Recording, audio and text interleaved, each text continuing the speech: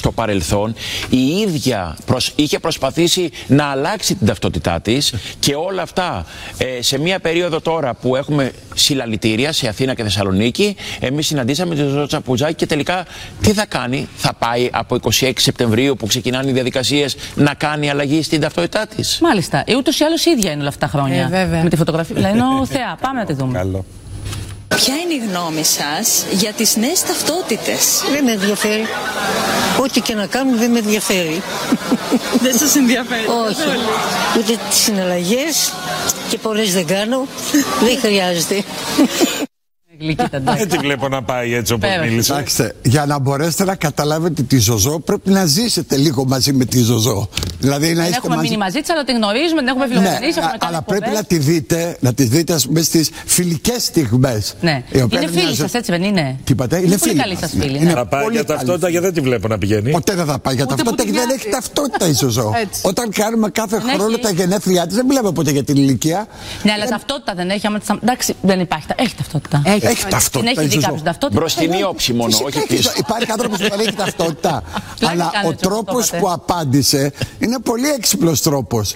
Όταν είσαι Ζωζό Τσαπουτζάκη και έχεις ζήσει τη ζωή που έχεις ζήσει, δεν την κάνεις την ταυτότητα. Για την ταυτότητα θα μιλάμε. Έλα μου.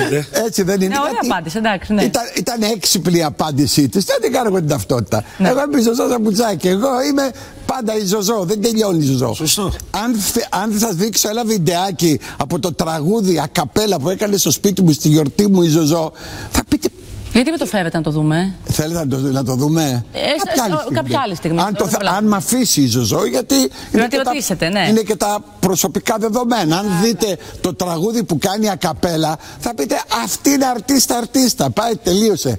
Είχα την τύχη στη ζωή μου να έχω φίλους που είναι πολύ μεγάλα καλλιτεχνικά ονόματα και μου διδάξαν ένα πράγμα: να είμαι άνετος και να μην ντρέπομαι να εκφράσω το ταλέντο, τη γνώμη, την άποψη, τη στενοχώρια.